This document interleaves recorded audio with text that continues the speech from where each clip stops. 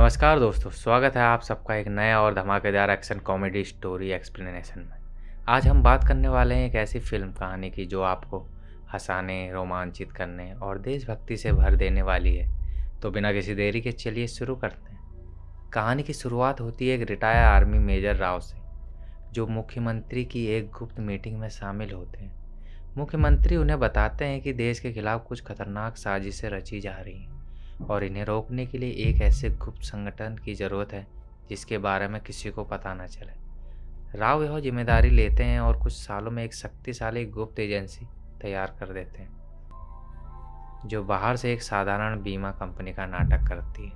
लेकिन अचानक एक बड़ी घटना होती है। एक व्यस्त मॉल में एक आदमी अचानक बम की तरफ फट जाता है। नए मुख्यमंत्री, पुराने के बेटे, इस मामले की गुप्त जांच राव की टीम को सौंपते हैं। मुश्किल यह है कि टीम के सारे बड़े एजेंट किसी न किसी मिशन में व्यस्त हैं। ऐसे में राव के पास सिर्फ एक ही विकल्प बचता है, एजेंट चारी, जिसे उसकी पिछली गलतियों के कारण सस्पेंड कर रखा था। चारी एक डरपोक और अनाड़ी एजेंट है जो कराटे क्लास में वक्त बिताता है। मजबूरी में चारी को केस मिलता है और उसकी पार्टनर बनती है एक स्मार्ट और बहादुर एजेंट ईसा।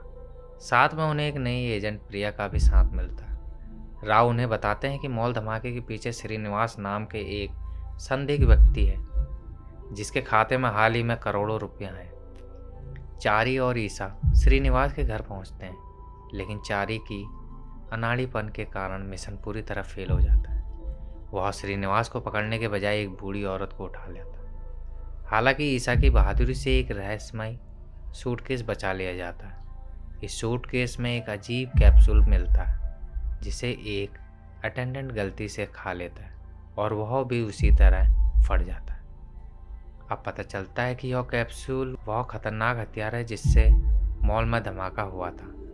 एक वैज्ञानिक की जांच से पता चलता है कि यह कैप्सूल एक घातक केमिकल हथियार है जिसे बनाने वाली डॉक्टर महिमा नाम की एक वैज्ञानिक को कई साल पहले राव की टीम ने मार दिया था। राव बताते हैं कि महिमा का एक बेटा रावण भी है जो शायद अपनी मां की मौत का बदला लेने और इस हथियार को बेचकर अरबों कमाने के लिए यह सब कर रहा है। इसी बीच रावण खुद फोन करके धमाके करने की धमकी देता है।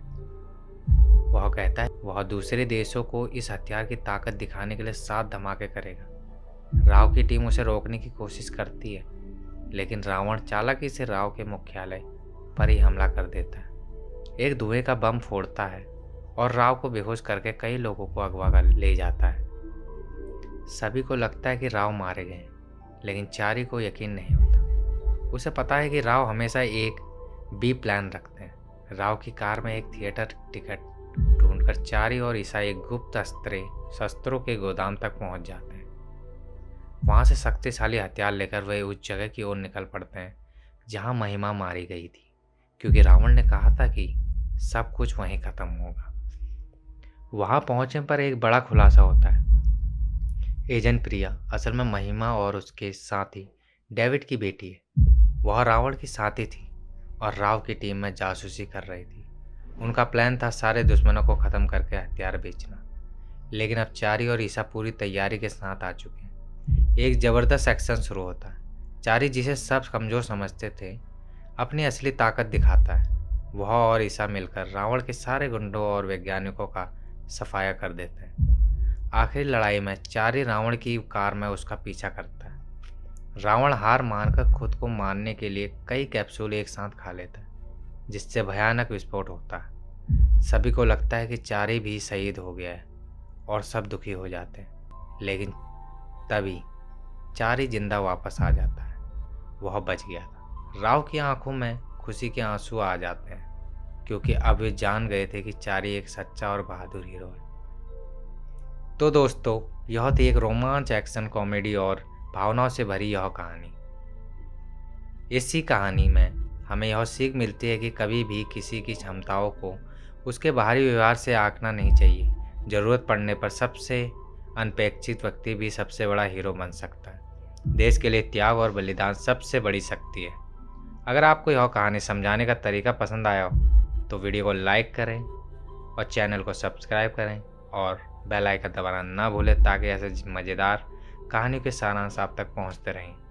नीचे कमेंट में ज़रूर बताइए कि आपको कहानी का कौन सा पार्ट सबसे अच्छा लगा। फिलहाल के लिए इतना ही, मिलता है अगली वीडियो में एक नई कहानी के साथ। धन्यवाद।